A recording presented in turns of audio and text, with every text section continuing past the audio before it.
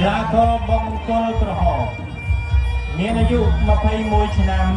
មានទម្ងន់61គីឡូក្រាមឡប់ប្រកួតបានចំនួន3ដងឈ្នះម្ដងចាញ់ម្ដងនិងដែរស្មើជាកីឡាករមកពីសមាគមកីឡាប្រដាល់ព្រៃកូនសេកកីឡាសង្កាត់អូចាក្រុងបាត់ដំបងខេត្តបាត់ដំបងសូមស្វាគមន៍ដល់កីឡាករបង្គោលក្រហមសៀករ៉ូសាចំណែកឯសមាជិកកីឡាករបង្គោលខៀវមានអាយុ28ឆ្នាំមានទម្ងន់61គីឡូក្រាមលបប្រកួតបានចំនួន5ដងឈ្នះ1ដងចាញ់1ដងស្មើ1ដងជាកីឡាករមកពីសមាគមកីឡាប្រដាល់សាលាបលាប់គុណខ្មែរសង្កាត់អូម៉ៅក្រុងបាត់ដំបងខេត្តបាត់ដំបងក៏សូមស្វាគមន៍ដល់កីឡាករបង្គោលខៀវ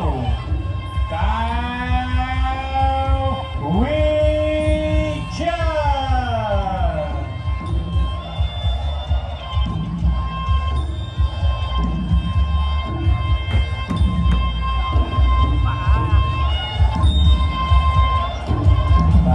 សម្រាប់ការរំលឹកគុណគ្រូ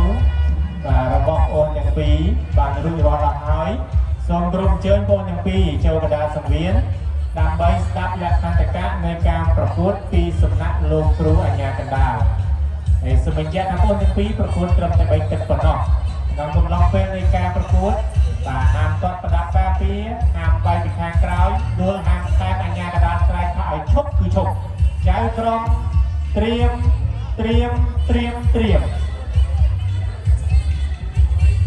អ្នកទឹកចេញក្រៅ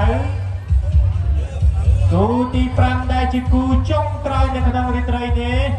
ទឹកទី1ចូលដៃគ្នាមួយទុកជាកិច្ចស្វាគមន៍មែចលោរៀងខ្លួនស្អាតរៀងខ្លួនលោមួយអត់ទាន់មានអ្នកចេញទេបាទមួយបានសាច់មួយបានកំពស់ដើរឆ្វែងគ្នាមកជុំសិនបាទមកជើងរបស់បង្គោលក្រហមសងមកយើងពីបង្គោលខៀវចូលទៅសង្ឃុំបាត់ចូលមកអីយ៉ាគ្រីជាប់ចំកងរបស់បង្គោលក្រហមចំកងក្រហមបាន2ចំកងរុញទៅចំកងបាន3ចំកងអោបព្រៀងគ្នាហៀវអោបចុះអោបឡើងអោបចុះឡើងទាញមកចំកងរបស់ក្រហមស្រាហៀវមកមកវិញទេហើយមកទេសងដល់ទៅមករុញទៅចំកងរបស់បង្គោលក្រហមព្រៀងគ្នាជាប់រុញអឹមខ្សែសម្ភារអន្តរាគមពីគ្រូណាមរៈបន្តិចសិនប្រកួតជាបន្តបង្គោលខៀវ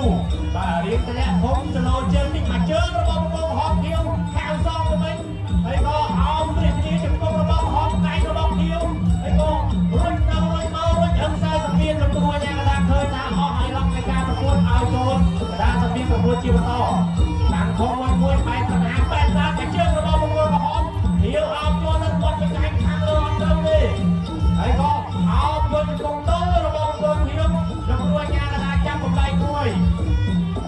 រុញមកកណ្ដាលសម្ភារសិនឲ្យប្រកួតជាបន្តទៀតអូនទាំងពីរតាំងធំមួយតាមចង្វាក់ភ្លេងបាទរេរាំតាំងចង្វាក់ភ្លេងរបស់បង្គោលក្រហមហើយនឹងបង្គោលខៀវឈរចិត្តគ្នាតែអត់ទាន់មានអ្នកចេញមុនទេមកជើងរបស់បង្គោលខៀវចូលគុំហើយក៏ក្រហមទៅបោះចូលទៅវិញអស់ហើយឡងតិចបោះមកទីគុំតែត្រូវតែបុកមកឯងលោកគ្រូចូលទៅខាត់តោះតែសារតែបង្គោលក្រហមរៀបអស់ចំហបាទរអិលទឹកលើតាមទីបន្តិចបាច់វិញបាទគូចំក្រោយបាទរៀងអាយាមួយតែរៀងទៅមុនហៅបដៃបាត់បដៃខាងលើរបស់បង្គោលក្រហមជាប្រវត្តិទៅប្រវត្តិមកហើយក៏រើទៅបាត់បដៃរបស់វាមកទីគុំសំពីក្រហមរុញអឹមចុះអឹមចុះណាបងលោកគ្រូគូដល់ប្រាប់ថាបបាយសិនអូលោកហាត់បាត់ទៅហើយលោកគ្រូពេទ្យបង្គោលក្រហមទៅបង្គោលសសិនលោកគ្រូពេទ្យជួយតិចអូយឆ្លត់ចូលឯណាទេមកកែប្រវត្តិទៅប្រវត្តិមកបាញ់មិនហ្នឹងឯងបាទមានលោកហាត់ហើយគ្រូចុងក្រោយនៅក្នុងរាត្រីនេះបាទប្រឡែងមកឃើញឈាមហូរមកខ្វោកអូញាក់សាច់បាទមើលបែកដែរណាឃើញមើលទេអូលោកគ្រូពេទ្យសម្រាប់ថាបញ្ចប់ការប្រកួតហើយបាទ បាទมันអស់ចិត្តរៀនខ្លួនបាទអ្នកដែលទទួលជ័យជំនះគឺបង្គោលក្រហមមកទេសាតាបែកលើលើភ្នែកអញ្ចឹងទៅអត់ហ៊ានឲ្យទទួលទៀតទេបង្គោលក្រហមជំនះកីឡាករបង្គោលធាវដោយបង្គោលធាវរងរបួសនៅក្នុងទឹកទី1បាទអបអរសាទរដល់កីឡាករបង្គោលក្រហមដែលចូលរួមសោកស្ដាយដល់កីឡាករបង្គោលធាវហើយក៏សូមធ្វើការខន្តីអធិស្ឋានដល់បង្គោលធាវដែលបានជ្រុលជ្រោះបាទ